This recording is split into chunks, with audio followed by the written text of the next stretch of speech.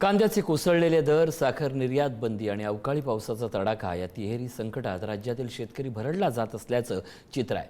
सरकारच्या निर्णयामुळे ग्राहकांना दिलासा मिळेलही, मात्र त्याची किंमत पुन्हा एकदा बळीराजालाच मोजावी लागणार का, हा प्रश्न आता अधिक गंभीर बनला आहे. बळीराजाची सरकारकडून कोंडी, कांद्याचे दर कोसळले, साखरेच्या निर्यातीवर बंदी, अवकाळी पाऊस, पडलेले दर आणि सरकारच्या धोरणाचा बळीराजाला फटका. मुंबईतील मंत्रालयाबाहेर किसान काँग्रेसच्या कार्यकर्त्यांनी जोरदार आंदोलन केलं. शेतकऱ्यांचे प्रश्न मार्गी लागत नसल्याचा आरोप करत आंदोलकांनी मंत्रालयाबाहेर कांदे फेकून निषेध व्यक्त केला. पोलिसांनी आंदोलनकर्त्यांची धरपकड करत परिस्थिती नियंत्रणात आणली. छत्रपती संभाजीनगरच्या लासूर स्टेशन बाजारातही अवघ्या 100 रुपये क्विंटल दरानं कांदा विकला गेल्यानं शेतकरी आक्रमक झाले. संतप्त शेतकऱ्यानं बाजार समितीच्या गेटवर कांदे फेकून आंदोलन केलं.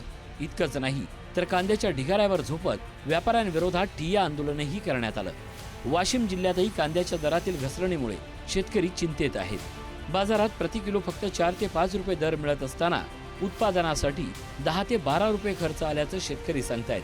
नाफेड मार्फत तातडीनं खरेदी सुरू करण्याची मागणी आता जोर धरू लागली आहे. आज मेटाकुटीला आलेल्या शेतकऱ्याची परिस्थिती व्यथा एवढी गंभीर आहे की शेती कराव की नाही कराव असा कांदा शेतकऱ्याचा प्रश्न आहे. शेतकऱ्याच्या कांद्याला वाशिममध्ये मार्केटला पाठवल्यानंतर कांदा पाठवू नका असे आडते सांगत आहेत. घेवालसुद्धा कोणी नाही आहे. 2 एकरामध्ये 1,20,000 जवळपास उत्पादन खर्च लागलेला आहे आणि त्याच्यामधून मिळणारी मिळकत आज 5 ते 6 रुपयांनी मागत आहेत. 60 ते 70 हजार रुपयेसुद्धा शेतकऱ्याचे मिळत नाही आहेत. फार अशी गंभीर परिस्थिती आहे. शासनाकडे आमची हात जोडून विनंती आहे की मेटाकुटीला आलेल्या शेतकऱ्याला न्याय देण्यात यावं. नाफेड अंतर्गत सर्व केंद्र उपलब्ध असताना शासनाने नाफेड अंतर्गत खरेदी चालू करावी.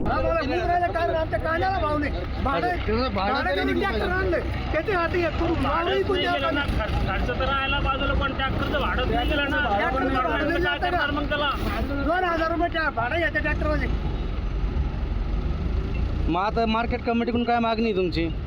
मार्केट कमिटीकडून काय मागणी त्यांनी भाव वाढून द्यावा, या त्याला लोक कंट्रोल ठेवा. तर दुसरीकडे केंद्र सरकारनं देशांतर्गत बाजारात साखरेचे दर नियंत्रणात ठेवण्यासाठी साखर निर्यातीवर तात्काळ बंदी घातली आहे. ही बंदी 30 सप्टेंबर 2026 पर्यंत किंवा पुढील आदेशापर्यंत लागू राहणार आहे.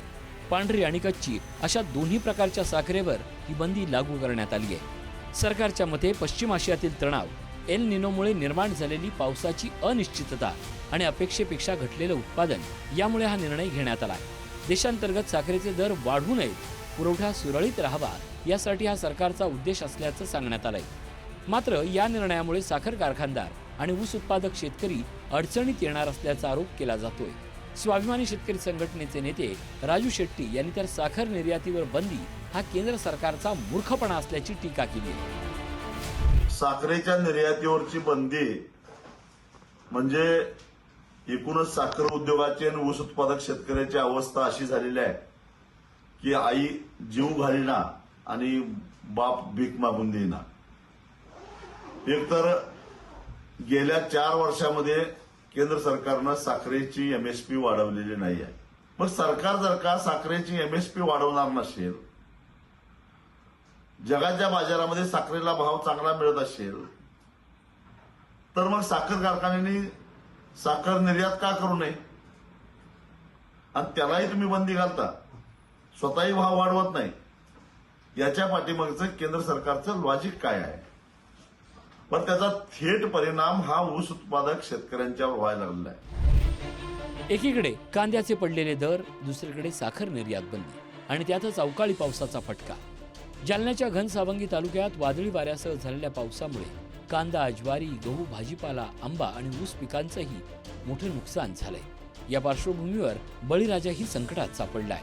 दरम्यान केंद्र सरकारनं 14 खरीप पिकांच्या हमीभावात वाढ जाहीर करत शेतकऱ्यांना दिलासा देण्याचा प्रयत्न केलाय.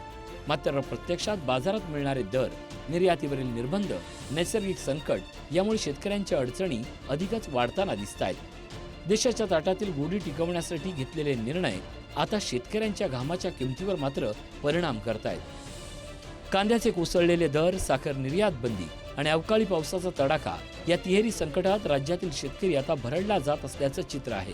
सरकारच्या या निर्णयामुळे ग्राहकांना दिलासा मिळेलही, मात्र त्याची किंमत पुन्हा एकदा बळीराजालाच मोजावी लागणार का, हा प्रश्न अधिक तीव्रतेनं उपस्थित होतोय.